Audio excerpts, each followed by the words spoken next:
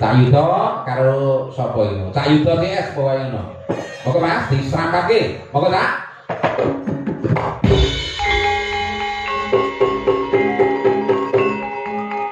Yo yo yo yo.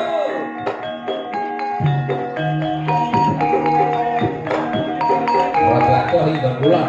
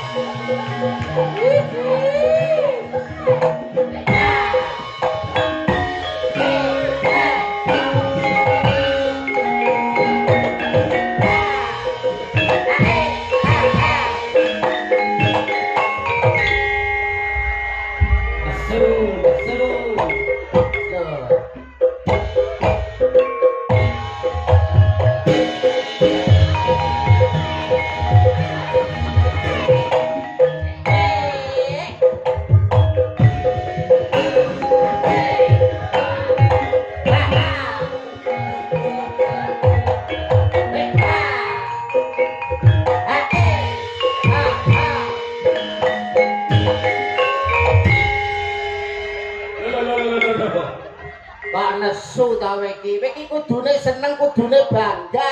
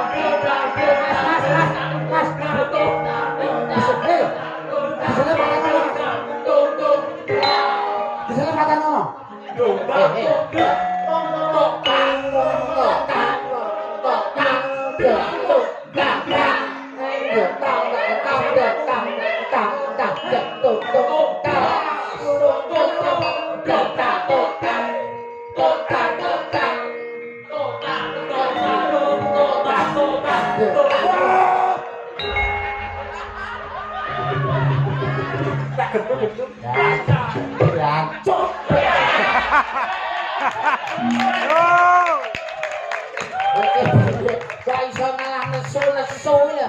Ora nesu piye? Ora nesu piye ta wong kanca-kanca ki seneng naburi kowe kok malah kowe nesu. Ora kok arep naburi seneng ora. Lah apa arep mateni aku? Lah kok iso arep mateni kowe lho. Wong ronggongan wis mengke-mengke sampe 5 iki. Lah kowe kan kudune ya seneng wong ditambahi lho. Wong mangan sithik ditambahi seneng. Duwe sithik tambahi seneng. Lah kowe joget sithik tambahi kan kudune ya seneng ta kowe iki. Ya ndang bongko kuwi. Kok ndang bongko. Ayo njaluk ngapura karo kanca-kanca. Kanca-kanca. Ngapura nggih. Ada somo ngono ki lho modelmu kok. Ayo kene mundur kene. Aimu. Wong nesu wong njaluk ngapura kok ngelokne iki lho. Nek njaluk ngapura ya njaluk ngapura ora oleh nesu. Inau lho, ha. Maasobirin. Wong sabar ditresnani Gusti Allah. Kene ya paham ngono lho kowe. Paham ngene ora oleh nesu. Ora. Nggih. Wilujeng dalu bojange. Wilujeng dalu Cak Yuda. Alhamdulillah wa syukurillah dalu punika saged kepanggih wonten ing desa ingkang tangine awan. Kok iso? Karipan Koripan. Oh Koripan. Koripan. Alhamdulillah langsung mapan sowan wonten dalemipun pangarsane langsung wonten ing Songsong Agung wonten ing desa Koripan inggih panjenengane Bapak Kepala Desa inggih Mbah Lurah Notol Suyono. Alah Suyono niku wis enek sing kenal pokoke Notol niku lurah paling sesak Kecamatan Bungkal. Lah jare Pak Suyono alias Mbah Notol niku none gak apa-apa tole iki lho. Dadi perkara. Nggih, tapi alhamdulillah wa syukurillah pangapunten sanget kalau wae ora dirandat. Pripun transite teng webeh. Transite. Niku teng ajeng gene Mas Imam Polo mantune dua sini niku. Wih jajanan metu kabeh roti. Wah, alah tak kira lak disugone bae kon tuku. Tapi ki mboten masalah, alhamdulillah saged sowan teng dalemipun Bapak Suyono. Dalem ingkang pundi to Mas Pak Suyono niku? Nggih menika yang sebelah niku. Oh, yang sebelah menika. Wah. Asma kinarya Japa. Suyono. Su ki tegese sugih bondo donya ora dienggo dhewe, tapi dimanfaatne kanggo kabeh para wargane. Nah, terus. Iya. Ya iki kepala desa sing kena kanggo patuladan kanggo keluarga lan para wargane. Lho Mbak Lurah, tulodo lho sesuk iki. Nata bale wisma, nata keluarga, nata masyarakat dilandasi welas asih lan kebak katresnan. Mbah Suyono, lurah nggon kowe kula terjemahne sae ngeten iki, medhun kula diamplopi sak yuta. Asli karena Mbah Koripan ya mbuh ora ya. Nika usih sore pun teko. Lah pripun? Sapa masih dari pelawai? Cak Yuda karo Cak Trondol. Mondol enggak? Cak Trondol. Niki namine Cak Notol. Sampe Cak sampe liru, Cak Doboy. Cak Mondol niki. Sampeyan tak dereng pirsa to Cak Mondol niku sinten? Dereng. Cak Mondol niku asline adalah seorang CEO yang lagi menyamar sebagai seorang dagelan. Ini adalah CEO PT Laguna. Bergerak dalam bidang tusuk gigi.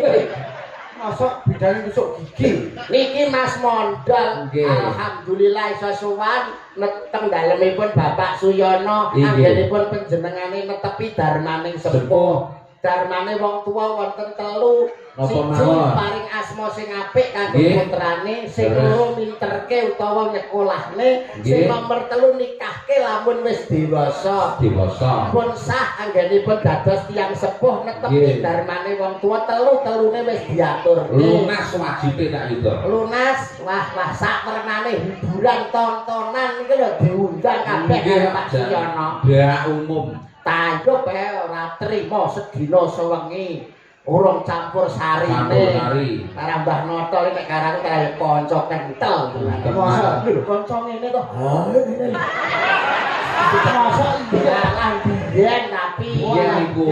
nalika nom-nomane Sanipun ngeten. Alhamdulillah. Nggih mun ngeten. Lho anu salat Ember maksudnya.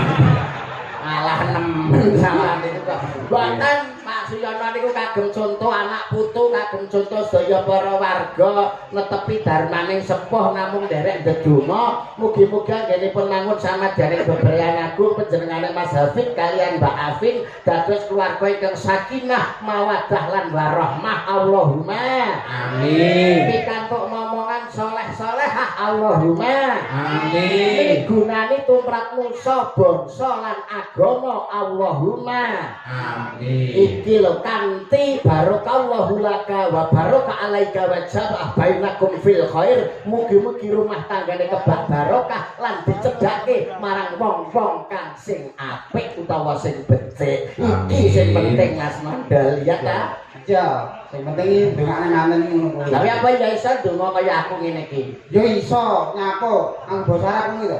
Kok kira aku ora iso. wong kowe ya kembarane Pak Lurah ya Iso kowe jenenge yo meh padha lho Pak Lurah Pak sapa mau tak notol. lah kowe Nondol.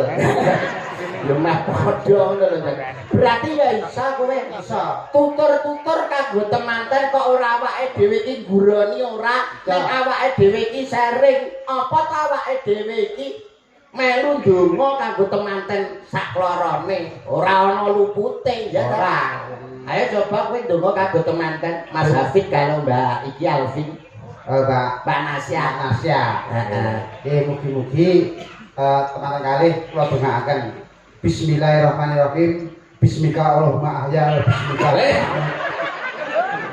iki dadi cangkem apa to jane he Mas Ponorogo Pono ki ngerti raga kiamat mulat sarira han rasa wani ngerti ning awake dhewe godane para alim ulama gedhonge para kiai lho kowe kok iso ngucap tembung ndonga kok bleset ki Lah saiki padha basa Arabe koyo awakmu.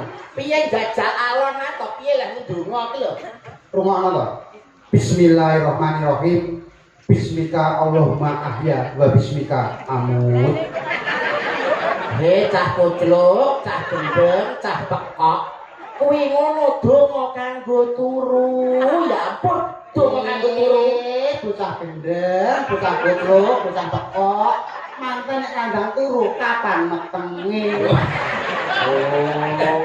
wah wis bleset wis ngeten iki wah Jurusane masa minggu. jurusane kok mrono ya pancen bener pangajape wong tuwa pangajape pini sepuh ki ndang bisa ngomong putu Leres. putra temanten sak kloron ndang oleh golek kencana sing bangkit tata Tata jalma jalma. putra sing saleh lan putri sing salehah kuwi wis pangajape wong sepuh tapi ya ora kaya ngono rumah tangga supaya rumah tanggane sakinah mawaddah lan warahmah kuwi landhes ana kanthi tresna asih lan kebak kawelasan paling ora kan kowe ya iso menehi conto to wong nek omah-omah ki kudu piye lah keluargane Mbah Lurah kan ben piye ngono Yo ben ngono ae. Piye tadi? enggak maksudnya keluargane Mbah Lurah ya ono lho ben maju dikapakne Disuruh. wah wah bagus niku Lah ben maju kok. tegese kan kowe ya duwe pituwah-pituwah utawa pitutur lah Mas ya ditaya ngapa ala tanpa rupa kan panjenengan boten pirsa to Mas Mondol menika sejatine sinten Sinten Pak Yuda? Asma Kinarya Joko. Joko nek kula Yuda yu menika Rahayuda menika Widodo mugi paring karahayon lan kawidanan keselamatan keluargane Bapak Suyono lah menika Mondol Pripun? Mondol. ada artinya Ada artinya. mo Mo kuwi 5. ndol Ndol kuwi 1. Oh galak ndol kae siji ya.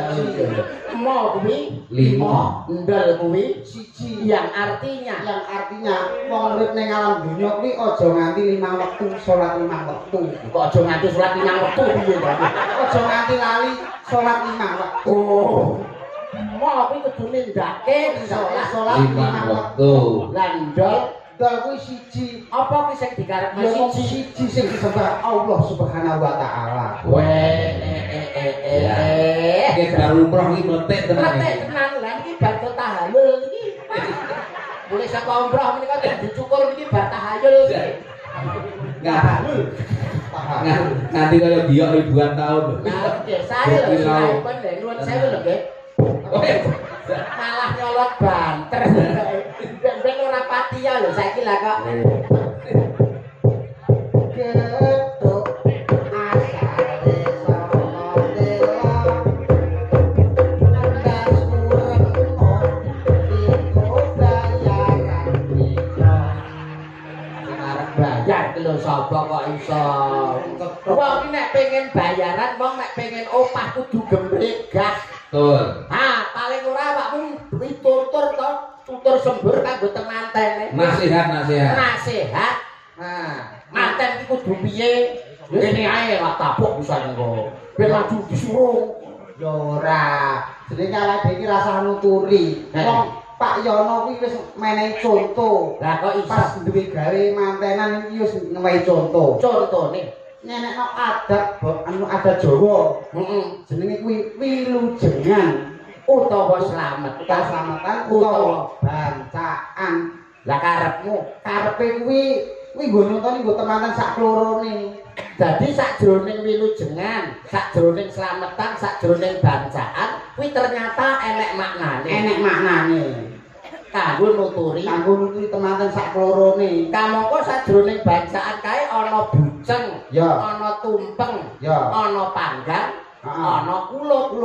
Lho kae nek Enek karepe. Wah, nyuwun pangapunten lho. Nggih. Mumpung menika wedalipun wedal sae pas 15 purnama. Purnama. Kersanipun pukulun Bathara Mondol medharaken bab punika. Ala ustaz mondol. Wah, pripun kowe kok iso ngomong nek sajroning bancaan ana maksude ana karepe. Enek karepe Ana kabeh. buceng, tumpeng, panggang, kulup. Kabeh iki enek artine. Sing pertama buceng. Buceng. Manten lanang nek arep mlebu kudu sing kenceng. Iki ya. Bayar iki. Leset nah iki. Lambemu lho kok mesti kaya ngene iki lho jane lambe apa iki kok mesti kaya ngene iki lho jane lambe apa. Sik to, Apa iki aja tambah solo dhisik. salah tampa tampah solo. Aja salah tampa dhisik. Kok iso ki lho Maksude manten anyar nek arep mlebu kudu sing kenceng. kuwi maksude Apa maksude manten lanang kuwi nek arep mlebu ning rumah tangga kudu sing kenceng pikirane, kenceng tekade, aja Wah. nganti ragu-ragu. wah edan tenan jalma limpat seprapat tamat batok bolu sindut iki jane Isi.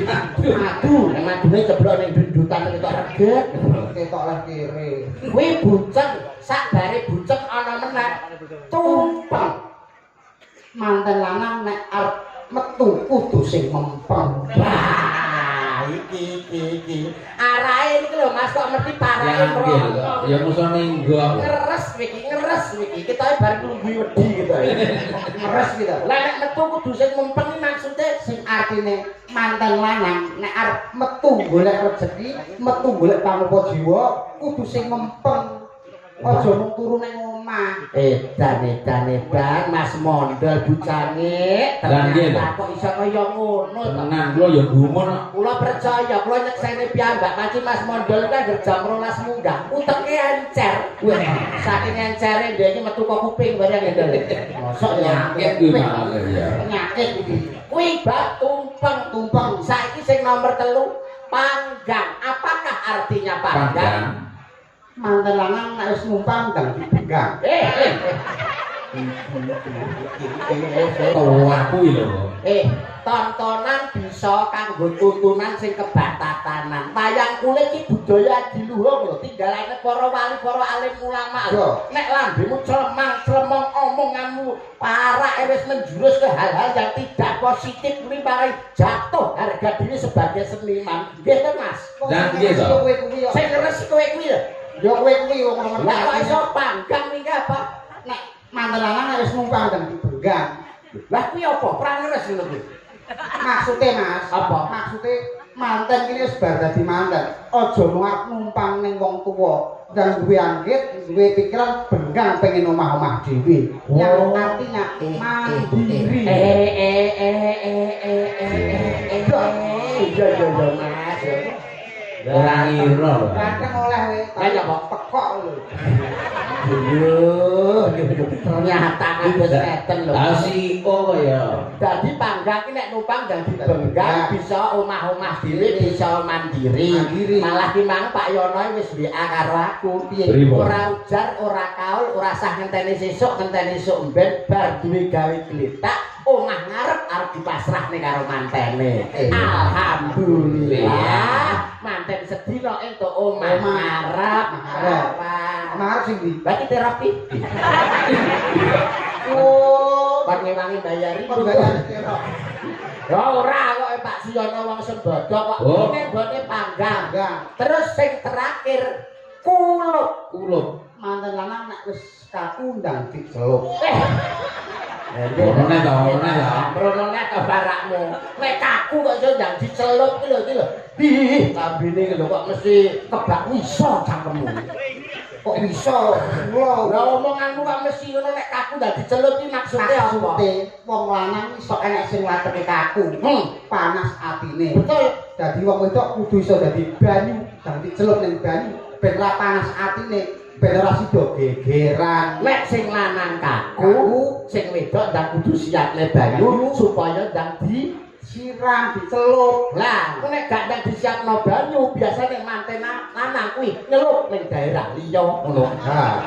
Iki makowe malah ning bundanten. Wis tutup. Wah kok iso ya ora ngono. Kuwi pitutur ra ketang sakinah kanggo temanten. Kamangka nek temanten kuwi nolak cara lelakon ketoprak sing wis kepungkur ana critane Panji Asmara Bangun Dewi Sekartaji. Manten wedok ki bawate Dewi Sekartaji. Dewi kuwi kembang, Dewi kuwi wedok, Sekar kuwi kembang, Taji kuwi entuk. Dadi manten wedok kuwi wong wedok sing wayahe dientuk.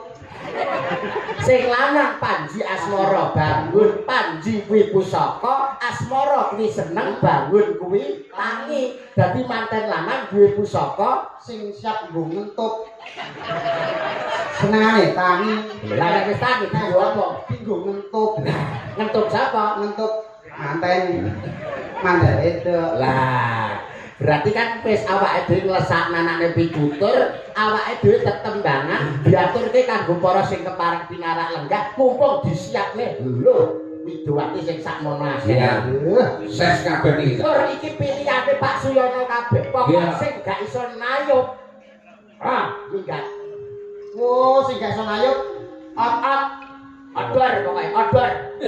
Ambek odol. Nah, kowe